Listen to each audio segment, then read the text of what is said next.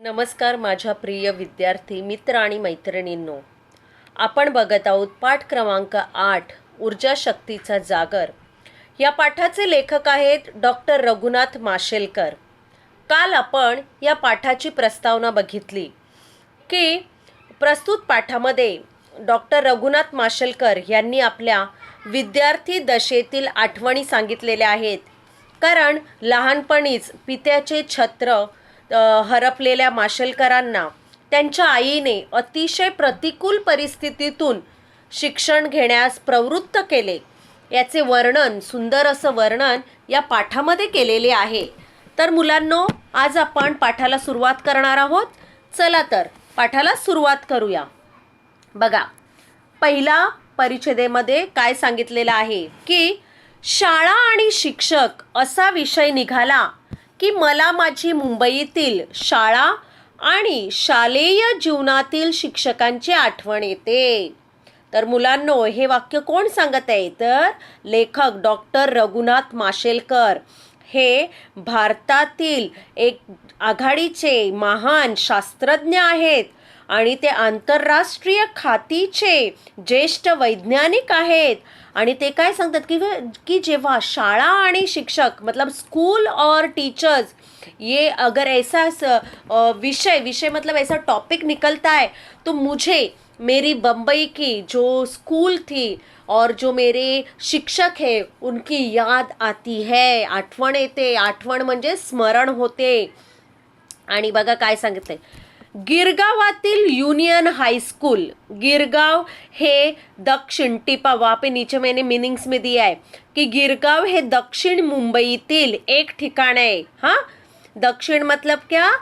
South Bombay का एक place का जगह का नाम है. गिरगावातील, गिरगाव ये जगह का नाम है और उनके स्कूल का नाम था युनियन हाई स्कूल.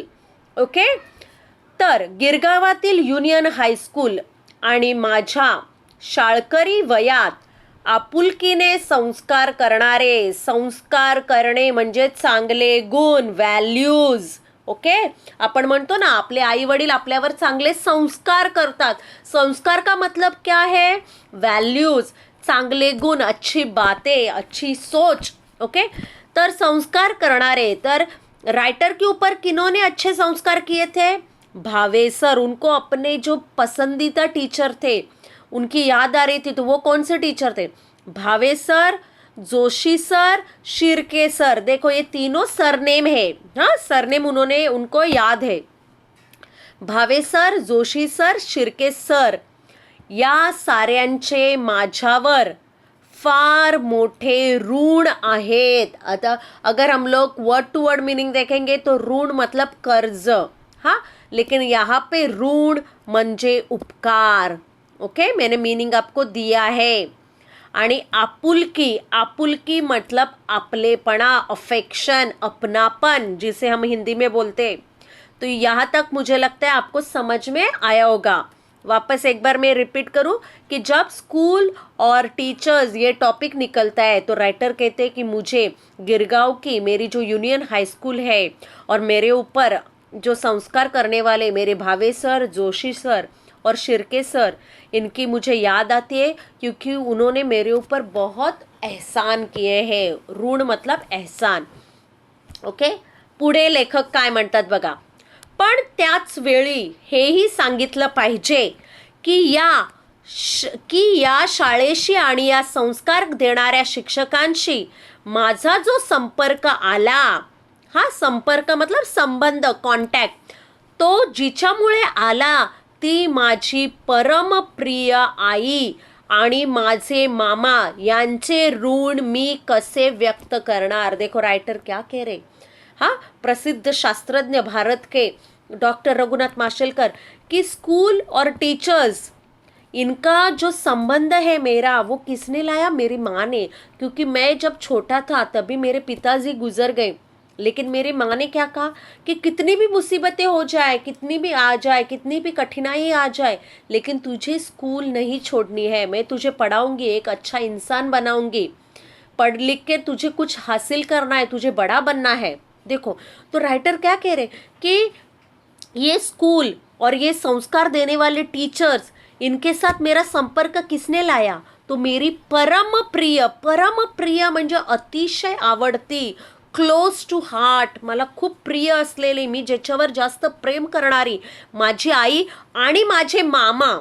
मामा मतलब राइटर के मम्मी के भाई, मामा आपको मालूम है, यांचे ऋण, इनके उपकार मैं कैसे व्यक्त करूं, कैसे एक्सप्रेस करूं? आई हीच प्रत्येक मुलाची पहिली शिक्षक असते. हर एक माँ हर एक बच्चे की फर्स्ट टीचर रहती है. आप सभी को मालूम है कि जब बच्चा माँ के पेट में कोख में रहता है तभी से उसके ऊपर संस्कार करना माँ शुरू करती है. तभी से जब बच्चा छोटा रहता है तब माँ ही उसे चलना बोलना सब कुछ सिखाती है. आणि हर एक अच्छी बात, प्रत्येक चांगली गोष्ट आई शिकवत असते.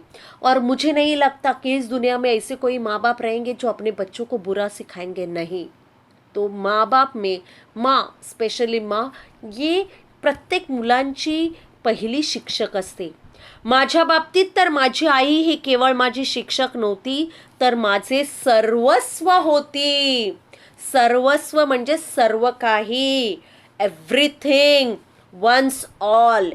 एखाद्याचं सगळं काही, सर्वस्व मतलब सब कुछ. मेरी माँ मेरी एक टीचर नहीं थी, तो मेरा सब कुछ थी.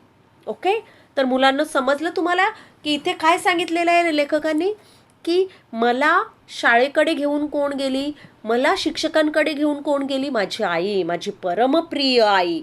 आईबद्दल विशेषण आहे ते. आणि माझे मामा, मेरे मामा मतलब माँ के भाई, वो हमेशा हमारे साथ मतलब उन्होंने हमेशा हमें साथ दिया है. ओके. तर हे इथे सांगितलेलं आहे. आता पुढे काय सांगितलेलं आहे बघा. आमचे मूळ गाव दक्षिण गोव्यातील माशेल. दक्षिण गोवा मतलब साउथ गोवा. साउथ गोवा में माशेल करके एक गांव है. उस गांव का नाम क्या है? माशेल. हाँ, दक्षिण गोवा में. मूल गांव, मूल मतलब ओरिजिनली वो बॉम्बे में आके रहने लगे, लेकिन उनका ओरिजिनल गांव कहाँ पे था? दक्षिण गोव्यातील माशेल. माझे बालपण पण तिथेच गेले, मतलब मेरा बचपन भी वहीं पे गया. माझे मामा ही याच गावातले, मतलब मेरे मामा भी उसी गाव में रहते थे. तिथल्या एका मैदानावर खेळल्याचा. हां, आता बघा लेखक काय सांगतात. तिथल्या एका मैदान मतलब क्या? क्रीडांगण. हां, ग्राउंड. खेळल्याचा आणि पिंपळ कट्ट्यावर बसून. पिंपळ मतलब पीपल का पेड़. कट्टा मतलब उसके बाजू में ऐसा चबूतरा बोलते हैं ना, जैसे हम, कि वहाँ पे बैठने के लिए पत्थर से, ईट से ऐसा पार बनवतो आपण, त्याला म्हणतात. तर पिंपळ कट्ट्यावर बसून निवांतपणा. निवांतपणा म्हणजे काय? एकांतपणा, शांतता. हां, निवांतपणा म्हणजे शांतता, सायलेन्स. अनुभवल्याच्या पुसटशा आठवणी. पुसटशा म्हणजे काय? अंधुक, नॉट क्लिअर, अस्पष्ट म्हणतो ना आपण जसं.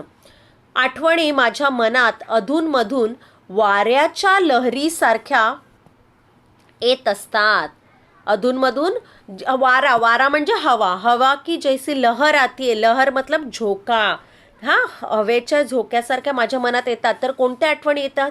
की मी एका मैदानावर खेळल्याचा, मी पिंपल कट्ट्यावर मतलब पीपल का पेड़ है उसके नीचे बैठ के मैंने शांति का अनुभव लिया है, असं रायटर कहते. आता गोवा बघा.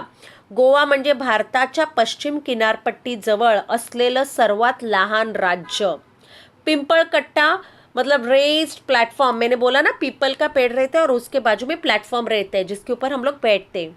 माशेल गोवा राज्यातील आणि फोंडा तालुक्यातील एक गाव. जसं आपण वालीव म्हणतो, वालीव हे गाव आहे, पण ते तालुका कोणता आहे? वसई तालुका आपण म्हणतो तसं. निवांतपणा म्हणजे शांतपणा. पुढे लेखक काय म्हणतात बघा. हां, आता माझ्या वयाच्या 6व्या वर्षी माझे वडील वारले. बघा, जब राइटर 6 इयर्स के थे तब उनके पिताजी गुजर गए. आणि आम्हाला उदरनिर्वाहासाठी आमचे माशेल हे गाव सोडावे लागले. आता मुलांनो, आपको मालूम है, आप में से भी बहुत जन अपना गांव छोड़ के यहाँ पे आए, सिटी में आए। क्यों? क्योंकि काम की वजह से, नोकरी धंदा की वजह से, अपने पेट के लिए ना, उदरनिर्वाह म्हणजे उपजीविकेसाठी, खाण्यासाठी, जगण्यासाठी। तो राइटर कह रहे कि मेरे पिताजी गुजर गए, पिताजी थे तब तक हमें कुछ ये नहीं था, टेंशन नहीं था, लेकिन जैसे वो गुजर गए हम लोगों ने अपना गांव छोड़ा। मी आणि माझी आई मुंबईत येऊन पोचलो। राइटर और उनकी माँ कहाँ पे आ गए? बॉम्बे। गिरगावातील खेतवाडीतील देशमुख गल्लीमध्ये, देखो गिरगांव जगह का नाम, खेतवाड़ी वाड़ी मतलब उस एरिया का नाम, देशमुख गली में, गली रहती है माने बॉम्बे में गलीज बहुत रहते, वहाँ पे देशमुख गली थी और वहाँ पे सिंगल इन्वर्टेड कॉमा में दिया है वो मालती निवास, ये उनके रूम्स थे, वहाँ पे जो घर था उनका नाम है। पहिल्या माळ्यावर छोट्याशा खोल्यांमध्ये आम्ही मायलेक राहत होतो। माय म्हणजे आई, लेक म्हणजे मुलगा। आर्थिक परिस्थिती पूर्णपणे खालावलेली, आर्थिक परिस्थिती मतलब फाइनेंशियल कंडीशन पूरी तरह से क्या हो गई थी? डाउन थी हमारी। और फाइनेंशियल कंडीशन आणि माळा म्हणजे माडी, अ लॉफ्ट, ओके। खेतवाडी मुंबईतील गिरगावातील एक ठिकाण, उदरनिर्वाह म्हणजे उपजीविका, वारले म्हणजे मृत्यू पावले, डाय, ओके। आता पुढे लेखक काय सांगतात बघा। दारिद्र्याशी संघर्ष करणारी माझी, दारिद्र्य म्हणजे गरिबी, हा, संघर्ष करणे, गरिबी, संघर्ष म्हणजे झुंज देणे, लढा देणे, स्ट्रगल करणे। संघर्ष करणारी माझी अल्पशिक्षित, अल्प म्हणजे कमी, शिक्षित म्हणजे शिकलेली, कम पढी लिखी आई आणि शिक्षणासाठी आसुसलेला म्हणजे तीव्र इच्छा असणे, टू लास्ट, या बहुत गहरी वो चाह, ओके। पण कोणतीच फी भरणे शक्य नसल्याने, लेकिन मैं कोई भी फी भर नहीं सकता था क्योंकि फायनान्शियल कंडिशन, आर्थिक परिस्थिती खालावलेली। शाळेत जाऊ कसा प्रश्न पडलेला आहे बघा लेखकांना। असे प्रश्नचिन्ह घेऊन वावरणारा मी, वावरणारा मतलब मैं घूम रहा था कि मुझे पढ़ना है, मुझे पढ़ लिख कर बड़ा होना है, लेकिन मैं स्कूल की फीस कैसे भरूं, मेरे पास तो कुछ भी नहीं है। त्यावेळचं वातावरण हे असं होतं, मतलब उस समय ये सब चल रहा था, ये सब कुछ था। हा, दारिद्र्य म्हणजे गरिबी, संघर्ष म्हणजे झुंज, स्ट्रगल, लढा, अल्पशिक्षित म्हणजे कमी शिकलेली, लेस एज्युकेटेड, आसुसणे म्हणजे तीव्र इच्छा होणे। तर मुलांनो, आज आपण फक्त 2 परिच्छेद बघितलेले आहेत। आपण आज इथेच थांबणार आहोत। तुम्ही पान क्रमांक 28 दोन्ही परिच्छेद व्यवस्थित वाचायचे आहेत। आणखीन पुढे बघा, हे बघा, या आहेत डॉक्टर रघुनाथ माशेलकर यांच्या आई, हा, ह्यांनीच त्यांना, तुम्हाला यांच्याबद्दल आणखीन माहिती मिळणार आहे, ती पुढे आपण बघणार आहोत। आणि हे आहे माशेलगाव, दिसते तुम्हाला की इथेच लेखकांचं काय गेलं, बालपण गेलं माशेल गावामध्ये, इथेच त्यांचा जन्म झाला आणि जेव्हा ते 6 वर्षाचे असेपर्यंत ते इथेच होते। नंतर त्यांचे वडील वारल्यानंतर ते मुंबईला आले, ओके। आज आपण इथेच थांबणार आहोत। चांगल्या प्रकारे पाठाचं वाचन करायचं आहे, अतिशय सुंदर पाठ आहे आणि या पाठामधून चांगला असा संदेश तुम्हाला घ्यायचा आहे, ओके। Thank you so much.